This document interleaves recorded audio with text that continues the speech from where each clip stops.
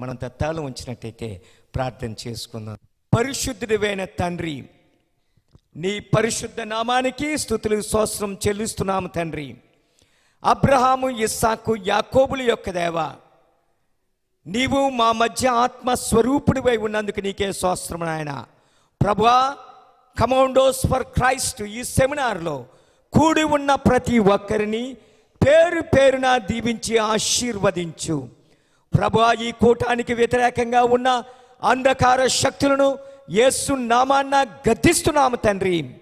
ప్రభువా, నీ వాక్యపు లోతైన అనుభవాల్లో నడిపించి ప్రభువా, మా విశ్వాసాన్ని హృదయానికి తీసుకువెళ్ళి మా మనస్సును యేసు ప్రభు కొరకు అర్పించే కృపను దయచేయమని మా ప్రభువు రక్షకుడైన యేసు నామమున అడుగుచున్నాము పరమ తండ్రి. Amen, amen, amen.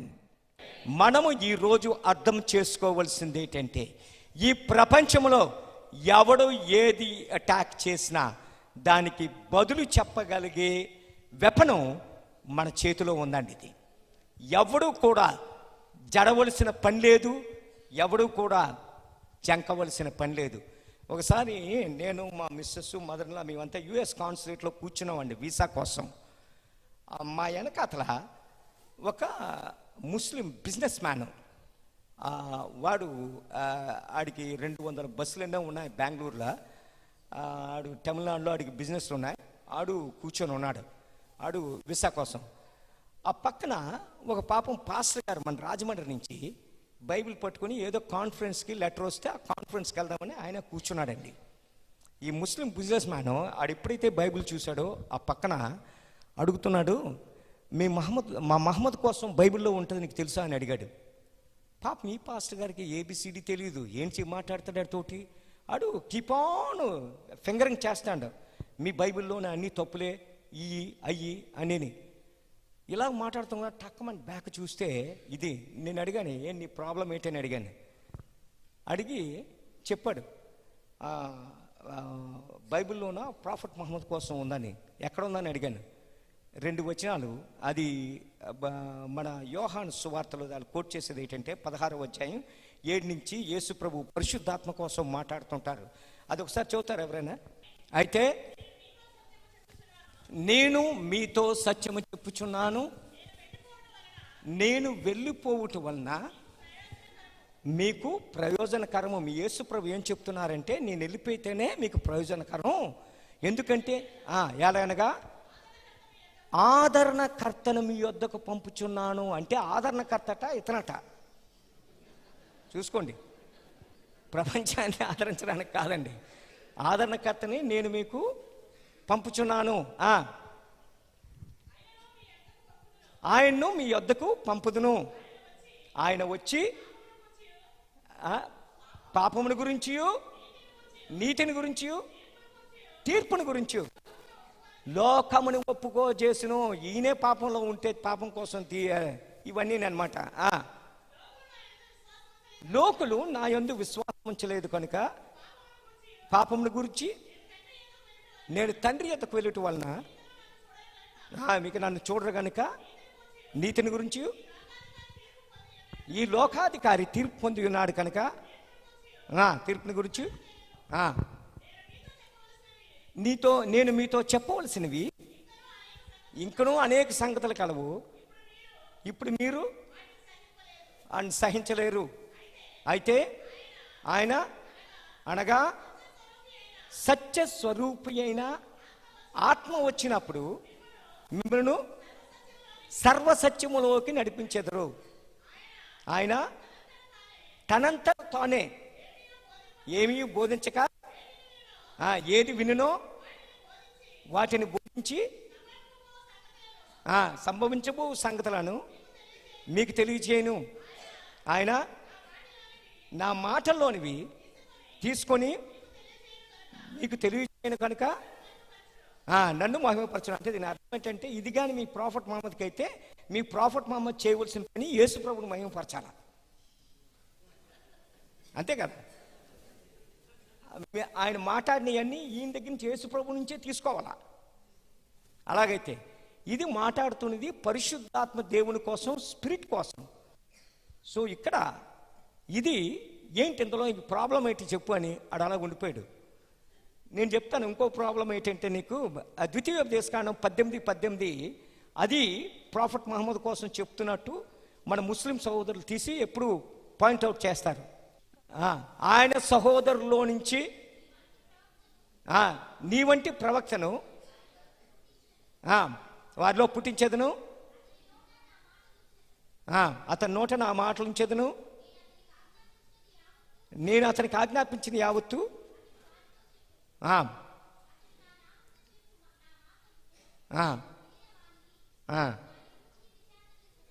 ఇక్కడ ఆయన మాట వినకపోతే నేను విచారణ చేస్తున్నాను. ఇది ప్రాఫెట్ మహమ్మద్ కోసం మీ బైబిల్లో ఉంది కదా అని. అప్పుడు నేను చెప్పాను, నీకు ఇంగ్లీష్ వచ్చా అని అడిగాను. ఇంగ్లీష్లో చదివినప్పుడు ఫ్రమ్ యువర్ బ్రదర్కి కజిన్ బ్రదర్కి డిఫరెన్స్ ఏంటని, మీ సహోదరులో నుంచి, అంటే జూదులకి సహోదరులు 12 గోత్రాలు యూదా గోత్రంలో నుంచి వస్తారని చెప్తున్నప్పుడు వాళ్ళ సహోదరులు అంటే వన్ ఆఫ్ ద ట్రైబ్, వాళ్ళ కజిన్ బ్రదర్స్లో నుంచి స్లేవ్కి పుట్టినోళ్ళ నుంచి అని చెప్పట్లేదు కదా. ఒక బానిస అమ్మాయికి పుట్టినోడి నుంచి నేను లేపుతున్నానని చెప్పలేదు కదా. కజిన్కి బ్రదర్కి డిఫరెన్స్ తెలియాలి కదా అని దెబ్బతో నోరు మూసాడు. నీకేమైనా ప్రాబ్లం ఉంటే నన్ను అడుగు, ఇది నా అడ్రస్ అని కార్డు తీసి ఇచ్చాను. సో ఇక్కడ ఏంటంటే, మనకు కానీ పరిశుద్ధ గ్రంథం యొక్క బ్యాక్గ్రౌండ్ హిస్టరీస్ తెలియకపోయినా, మన పట్టుకున్న బైబిల్ గ్రంథం నుంచి మనకు తెలియకపోయినా, they will confuse our faith. ఒకసారి నేను ఆ రోజుల్లో ఇప్పుడంటే ప్రైవేట్ ఎయిర్లైన్స్ ఉన్నాయండి, ఇట్స్ వెరీ చీప్. ఇప్పుడు టికెట్స్ అన్నీ, ఎయిర్ టికెట్స్ అన్నీ ఎయిర్పోర్ట్లు అన్నీ బస్ స్టాండ్ల కంటే అధ్వానంగా ఉంటాయి. ఇప్పుడు ఆ రోజుల్లోన ఎయిర్పోర్ట్లో ఎవరు కనిపించకూడదు కాదండి. బాంబేకి ఒక పక్క 15,000 టికెట్. అయితే ఎయిర్ ఇండియా ఒకటే ఉండేది ఆ రోజుల్లో. ఏంటంటే చేశారు, నైట్ కానీ ఎవడైనా ట్రావెల్ చేస్తే ఎర్లీ మార్నింగ్ 5 o'clock అంటే నైటు 10 తర్వాత తెల్లవారు 5 లోపు ఇట్స్ ఏ హాఫ్ టికెట్ అనమాట. నేను ఒకసారి బాంబే నుంచి అలా ఫ్లైట్లో చూసుకొని బ్యాక్ చెన్నై వచ్చేవాడిని. ఒకసారి ఎర్లీ మార్నింగ్ 4 o'clock ఫ్లైట్లోన కూర్చున్నాను. వీళ్ళకి బైబిల్ తీసి చదువుకుంటుంటే నా పక్కన ఒక ఆయన కూర్చున్నాడు. ఒక క్యాన్తో వాటర్ ఉంది పక్కన, ప్లస్ ఆ గడ్డం అది చూసి ఈయన ముస్లిం అని తెలుసు, హజ్కి వెళ్ళి వచ్చాడని తెలుసు. నేను కూర్చున్నాను. కూర్చుంటే నన్ను చూసి ఇటు అటు చూసి, నువ్వు క్రిస్టియనా అని అడిగాడు. అవునన్నాను. అనగానే నేను హజ్కి వెళ్ళి వస్తాను. వాడు తిరుచిలో ఒక బిజినెస్ మ్యాన్ అండి. ఆయన కూర్చొని నాతో ఫ్లైట్ టేక్ ఆఫ్ చేసిన తర్వాత అన్నారు, నేను హజ్ నుంచి వస్తాను అన్నాడు. అనగానే నేను చెప్పాను, హెవెన్కి వెళ్ళాలంటే there is no direct flight from Mecca to heaven. All the flights has to go to via Jerusalem and heaven. అనగానే అలాగండి ఏంటి అని అడిగాడు. అడిగితే మక్కా నుంచి పరలోకానికి డైరెక్ట్గా ఫ్లైట్ లేదు. ఏ ఫ్లైట్ అయినా మక్కా నుంచి యెరూషలేం వెళ్ళి యెరూషలేం నుంచే పరలోకానికి వెళ్ళాలి తప్ప మక్కా నుంచి డైరెక్ట్గా ఎవరు వెళ్ళారని చెప్పాను. ఎందుకు అలా మాట్లాడుతాను అని. మాట్లాడటమే ఉంది, మీ ప్రాఫెట్ మహమ్మద్ గారు పరలోకానికి దేవుడు తీసుకెళ్ళడానికి ఒక అమ్మాయి ముఖం ఉన్న గుర్రాన్ని పంపిస్తారు. ఆ గుర్రం మీద మక్కా నుంచి వెళ్ళారా యెరూషలేం నుంచి వెళ్ళారా అని అడిగాను. యెరూషలేం నుంచే అన్నారు. అంటే మక్కాకి వెళ్ళినోడు ఎవడు కూడా పరలోకానికి వెళ్ళడు, యెరూషలేంకి వెళ్తేనే పరలోకానికి వెళ్తామా. ఏం మాట్లాడలేదండి ఆయన, అలా ఉండిపోయాడు. బాంబే నుంచి 1 hour 45 minutes ఫ్లైట్, ఒక్క మాట్లాడలేదు. బ్యాగ్ తీసుకుని దగ్గర పక్కకు వచ్చి, నా జీవితాంతము మక్కా వెళ్ళాలని ఎంతో ఆశపడి వెళ్ళొచ్చాను, నా ఇదంతా నువ్వు పాడు చేస్తావు.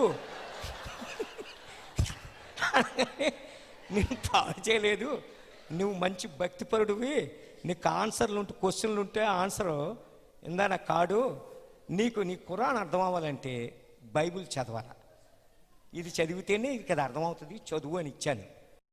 దినమెల్లా నేను దానిని ధ్యానించుచున్నాను. దినమల్లా నేను దాన్ని ధ్యానించుచున్నాను. నీ ఆజ్ఞలు నిత్యము నాకు తోడుగా ఉన్నను. నీ ఆజ్ఞలు నిత్యము నాకు తోడుగా ఉన్నవి. నా శత్రువులకు మించిన జ్ఞానము, నా శత్రువులకు మించిన జ్ఞానము అవి నాకు కలుగు చేయుచున్నవి. నీ శాసనములు నేను ధ్యానించుచున్నాను. శాసనములు నేను ధ్యానించినప్పుడు కావున నా బోధకులందరికంటే నాకు విశేష జ్ఞానము కలదు. నీ ఉపదేశములను నేను లక్ష్యము చేయుచున్నాను. కావున వృద్ధులందరికంటే నాకు విశేష జ్ఞానము విశేష జ్ఞానము కలదు కలదు. ప్రేమైన సహోదరి సహోదరులారా, 3000 సంవత్సరాల క్రితం దావీదు పలికిన మాటలండి. ఈయనేం చెప్తున్నాడంటే ఆ 119 కీర్తన 97వ వచనంలో, నీ ధర్మశాస్త్రము నాకెంతో ప్రియమైనది. మనకి కోహినూర్ డైమండ్లు, కుజోన్ డైమండ్లు ప్రియమైనవి కావండి. అన్నిటికీ మించిన దేవుని వాక్యం చాలా ప్రియమైనది దావీదు చెప్పే మాటలు. అయితే దినమెల్లా నేను దాన్ని ధ్యానించుచున్నాను అంటే దావీదు రోజంతా బైబిల్ పట్టుకొని కూర్చొని ఓల్డ్ టెస్టమెంట్ చదువుతున్నాడని అర్థం కాదండి. దావీదు 3000 సంవత్సరాల క్రితం మైటీ కింగ్ అండి. ఎలాంటి రాజు అంటే మనకి ఆశ్చర్యం అయిపోద్ది. ఇప్పుడు ప్రెసెంట్ జాగ్రఫికల్ కండిషన్ ప్రకారము యూఫ్రటీస్ నుంచి నైల్ వరకు దావీదు ఏలుతున్నాడండి. అంటే Iraq, Syria, Lebanon, Jordan, Israel, Egypt, part of the Saudi Arabia, 7 దేశాలకి దావీదు రాజండి. దావీదు యొక్క సైన్యం ఎంతో తెలుసా ఆ టైంలోన? 2వ సమూయేలు 24వ అధ్యాయం మనం మొత్తం చదివినట్టయితే దావీదు ఒకసారి జోవాబుని పిలిచి అంటాడు, దాను నుంచి బెర్షబా వరకు కత్తి దూయగల వారు ఎంతమంది ఉన్నారో లెక్క పెట్టమంటాడు. జోవాబుకి అర్థమైపోద్ది. కారణం ఏంటంటే దావీదుకి ప్రైడ్ ఇక్కడికి వెళ్ళిపోయిందని చెప్తాడు. ప్రభువా, ఎప్పటి వరకు నీకిచ్చిన విజయాలన్నీ నీ సొంత బలము, నీ సొంత బాహుబలం కాదు, యెహోవా దేవుడు నీకు ఇచ్చారు, దీనికి నువ్వెందుకు లెక్క పెడతావు అన్నప్పుడు దావీదు కోపంతో గెట్ అవుట్, నేను చెప్పించేయమంటాడు రాజు, మైటీ ఫెలో.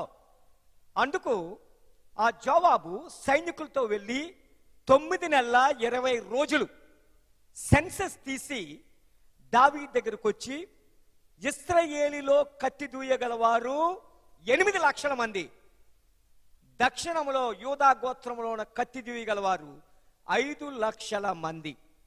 అంటే దావీదుకి 3000 సంవత్సరాల క్రితం 13 లక్షల సైన్యం ఉందండి.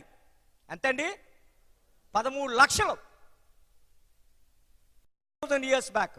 ఈరోజు మనం ఉండేది 21st సెంచురీ. మన ఇండియన్ పాపులేషను 121 కోట్లు. మన ఇండియన్ ఆర్మీ ఎంత తెలుసండి? 11 లక్షలు. అంటే మనకి 60 లక్షల మంది ఉన్నారు. అంటే వీళ్ళు యుద్ధానికి వెళ్ళారు, వారు వస్తే గన్ను పట్టుకొని ఫైట్ చేయలేరు. వీళ్ళు ఏంటంటే కుక్కులు, బార్బర్లు, ఈ చేసిన వాళ్ళు, సపోర్ట్ స్టాఫ్. ఇది వారికి వెళ్ళిన వాళ్ళు కాదు, గన్ను పట్టుకొని. ప్రతివాడు ఆర్మీయే, ప్రతివాడికి బెల్ట్ గిల్ట్ అన్నీ ఉంటాయి, కానీ అది యుద్ధానికి వెళ్ళలేడు. ఇక్కడ వారికి వెళ్ళి ఫ్రంట్ లైన్లో దెబ్బలాడేది మన ఇండియన్ ఆర్మీ 11 లక్షలు. దావీదుకి 3000 సంవత్సరాల క్రితం ఆర్మీ 13 లక్షలు. చూసుకోండి, యూఫ్రటీస్ నుంచి నైల్ వరకు. ఇలాంటి దావీదు ఆ బైబిల్ని పట్టుకొని రాత్రి పగలు చదువుతున్నాడని కాదండి. ఈయన ఏంటంటే దినమల్లా నేను దాన్ని ధ్యానించుచున్నాను అంటే అర్థం ఏంటంటే ఏ ఇష్యూ వచ్చినా, ఏ సమస్య వచ్చినా దావీదు డెసిషన్ ఇప్పుడు కూడా సొంత జ్ఞానము, CNN పూల్స్, లేకపోతే మార్కెట్ సర్వేలు బట్టి డిసైడ్ చేయడండి. దేవుని వాక్యం ఏం చెప్తుందో దాన్ని బట్టే డిసైడ్ చేస్తారు. ఇప్పుడు మన కోర్టులు, అమెరికాలో సుప్రీంకోర్టు డిక్లేర్ చేసింది మగోడు పెళ్లి చేసుకోవచ్చని. అయితే దేవుని వాక్యం ఏం చెప్తుంది? మహాఘోరమైన పాపం అంటది. సోదోము గోమొర్రా దగ్గరికి వెళ్ళినప్పుడల్లా, లోతు భార్యని పిల్లలు చూసినప్పుడల్లా గుర్తొచ్చేది ఇదే. దేవుడు ఆదాము అవ్వలను చేశారు తప్ప ఆదాము స్టీవెన్ చేయలేదు కదా. మహాభయంకరమైన పాపం సోదోము గోమొర్రాని. అంటే ఆ రోజుల్లోన న్యూయార్క్, న్యూజెర్సీ, సికింద్రాబాద్, హైదరాబాద్ లాంటి జంట పట్టణాలు ఇవి. ఇలాంటి పట్టణాలని అగ్ని గంధకాలతో దేవుడు నాశనం చేసేదానికి కారణం భయంకరమైన పాపం ఇది. బైబుల్ చెప్పే 370 రకాల మహాఘోరమైనది సిన్ ఆఫ్ సోడోమిటీ. అందుకే బెల్లీ గ్రహాము కొన్ని సంవత్సరాల క్రితం ఒక మాట అనేవాడండి, O America, if the Lord is not punishing you, he has to say sorry to Sodom and Gomorrah. America, దేవుడు గాని నిన్ను గాని శిక్షించకపోతే సోదోమ్ అండ్ గోమొర్రాకి క్షమాపణ చెప్పుకోవాలట. అంతే కదా. సో ఇక్కడ దావీదు లోకపోకలను బట్టి డెసిషన్ తీసుకునేవాడు కాదండి. దావీదు కన్సల్ట్ చేసిందల్లా దేవుని యొక్క ఆలోచన, దేవుని యొక్క వాక్యం. అందుకే దినమెల్లా నేను ధ్యానించుచున్నాను అనడానికి కారణం, దావీదు సమాధి దగ్గరికి వెళ్ళినప్పుడల్లా సీయోను కొండ మీద కొన్ని వాక్యాలు గుర్తొస్తాయండి నాకు. దావీదు యొక్క గొప్పతనం ఏంటంటే, దావీదు యొక్క సీక్రెట్ ఆఫ్ సక్సెస్ ఏంటంటే ఆ దేవునికి లోబడే మనస్సు. అందుకే ఆయన దావీదు ఆ 103వ కీర్తనలో 1-6 వచనాల్లో ఏం చెప్తాడంటే, నా ప్రాణమా యెహోవాను సన్నతించుము, నా అంతరంగమును సమస్తమా ఆయన పరిశుద్ధ నామాన్ని సన్నతించుము, నా ప్రాణమా యెహోవాను సన్నతించుము, ఆయన చేసిన ఉపకారముల్లో దేనిని మరువకము. ఎప్పుడు మర్చిపోయేవాడు కాదు. అందుకే ఎప్పుడు ఏ సిచ్యువేషన్లో అయినా మొట్టమొదట ఎతికేది దేవుని వాక్యం. దీనికి ఏం సమాధానం ఇస్తుంది, ఎలా నడిపిస్తుంది అని దినమల్లా నేను ధ్యానించుచున్నాను అనడానికి అర్థం అది. అని ఏమంటే చెప్తాడు, దీనిని ధ్యానించినప్పుడు మనకేమవుతుందంటే, నా శత్రువుల మించిన జ్ఞానం అవి నాకు దయచేయుచున్నవి. అంటే దాని అర్థం ఏంటంటే, పరిశుద్ధ గ్రంథాన్ని నీవు ధ్యానించినప్పుడు నీ శత్రువులు మించిన జ్ఞానం పరిశుద్ధ గ్రంథం, బైబిల్ గ్రంథం మనకిస్తుందండి. ఎందుకంటే మానవ చరిత్రలోన టాప్ క్లాస్ పొలిటికల్ ఈవెంట్స్ ఇందులో రికార్డ్ చేయబడి ఉన్నాయి. మన ఎన్టీ రామారావు మొట్టమొదట కాంగ్రెస్ని డిఫీట్ చేసి ఇందిరాగాంధీ టైంలోన తెలుగుదేశం పార్టీ తేడానికి సీక్రెట్ ఏంటి తెలుసా? Bible secret. అబ్సలోం సీక్రెట్ని ఎన్టీ రామారావు ఉపయోగించారండి. తెలుసా? అబ్సలోం ఏంటి తెలుసా చేశాడు? దావీదుని పడగొట్టడానికి గేట్ బయట నుండి ఎవడో దావీదు దగ్గరికి వచ్చిన ఆడిని కౌగిలించేసుకునేవాడు. ఎన్టీ రామారావు కనిపించిన ముసలమ్మనల్లా కౌగిలించేసుకోవడమే, దెబ్బతోటి అవుట్ ఇందిరాగాంధీ. ఇవన్నీ కూడా బైబిల్ ప్రిన్సిపల్స్. అన్నా కైఫా యేసు ప్రభుని సిలువేయడానికి యెరూషలేము దేవాలయాన్ని పడగొట్టి ఆ డబ్బుల్ని తెచ్చి రోడ్డు మీద పంచేశారండి, జనాలను పిలాతు దగ్గర తీసుకొచ్చి అర్పించడానికి. అలాగే అనంతపూర్లో జనతా పార్టీ టైంలోన చూసుకోండి, ఆ టైంలో 42 ఎంపీ సీట్లో 41 కాంగ్రెస్, ఒక్కటే జనతా పార్టీ గెలిచాడు.